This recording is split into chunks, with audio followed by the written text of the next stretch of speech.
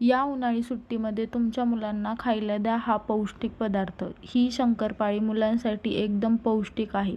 आज आपण बनवणार आहोत अगदी सोपी आणि हेल्दी गव्हाची शंकरपाळी. मैद्याऐवजी गव्हाच्या पिठापासून बनवलेली ही शंकरपाळी खूपच कुरकुरीत आणि चविष्ट लागते. गव्हाची शंकरपाळी बनवण्यासाठी सर्वात आधी इथे 2 वाटी गव्हाचे पीठ घेतले आहे. गव्हाचे पीठ हे चाळून घ्यायचे आहे. त्यानंतर कढई गरम झाली की त्यामध्ये 2 चमचे तूप घालून घेऊयात आणि तूप चांगलं कडकडीत गरम करून घेऊयात. गव्हाच्या पिठामध्ये 1 चमचा ओवा घेऊयात आणि हातावरती क्रश करून तो टाकूयात. त्यानंतर 1 चमचा मीठ टाकून घेऊयात.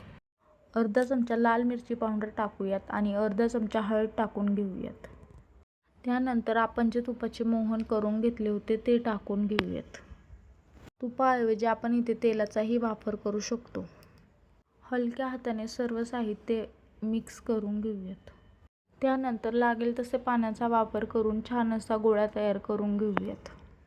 पीठ हे जास्त घट्टही नाही आणि जास्त पातळही नाही मळायचं, मीडियम साईजमध्ये ठेवूयात. आपण जे तुपाचे मोहन करून घेतले होतं त्याच कढईला आपण पीठ एक जीव करून घेऊयात. पीठ छान मळून झालं की त्याला 20 मिनिटं भिजत ठेवूयात, कारण भिजल्याने शंकरपाळी एकदम खुसखुशीत होते. 20 ते 25 मिनिटांमध्ये पीठ छान भिजलं जातं. त्यानंतर पोळपाटाला थोडंसं तेल लावून पीठ पुन्हा एकदा एकजीव करून घेऊयात. सुरीच्या मदतीने पिठाचे 4-5 भाग करून घेऊयात. चपातीच्या हुंड्या एवढा एक गोळा घेऊयात, तो पिठामध्ये बुडवून घेऊयात आणि चपातीसारखी एक पारी बारीक पातळ लाटून घेऊयात. चपाती लाटून झालं की त्यावरती 2 चमचे तेल घेऊयात आणि तेल चांगलं पसरून घेऊयात पूर्ण चपातीला आणि त्यावरती थोडंसं पीठ टाकून घेऊयात आणि एक छान असा परत गोळा तयार करून घेऊयात. तयार करून घेतलेल्या गोळ्याची परत एकदा जाड अशी चपाती तयार करून घेऊयात. आत्ताची चपाती जास्त पातळही नाही करायची.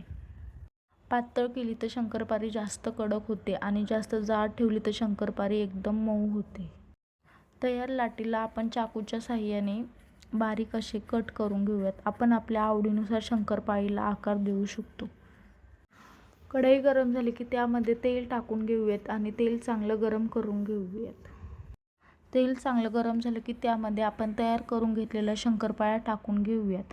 शंकरपाळ्या तळत असताना शंकरपाळ्या ह्या नेहमी मीडियम गॅसवरतीच तळाव्यात. शंकरपाळ्या तेलात टाकल्यानंतर 1 मिनिटांनी पलटी करून घेऊयात.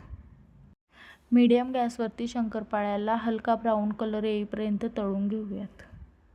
जास्त लालही शंकरपाळी करायची नाही, कारण तेलाच्या बाहेर काढल्यानंतर ही प्रोसेस त्यामध्ये चालू राहते. आपण तेलातनं शंकरपाळी काढून घेतल्यानंतरही शंकरपाळीचा कलर हा जास्त डार्क दिसतो. तयार आहे आपली गव्हाच्या पिठाची कुरकुरीत शंकरपाळी. मुलांना बाहेरचे पदार्थ खायला देण्यापेक्षा हे असे घरगुती पदार्थ नक्कीच ट्राय करू शकतो आपण. करायला एकदम सोपे आणि साधे. लहानांपासून मोठ्यांपर्यंत सर्वांना आवडेल असा हा पदार्थ आहे. तुम्हीही नक्की ट्राय करा ही रेसिपी.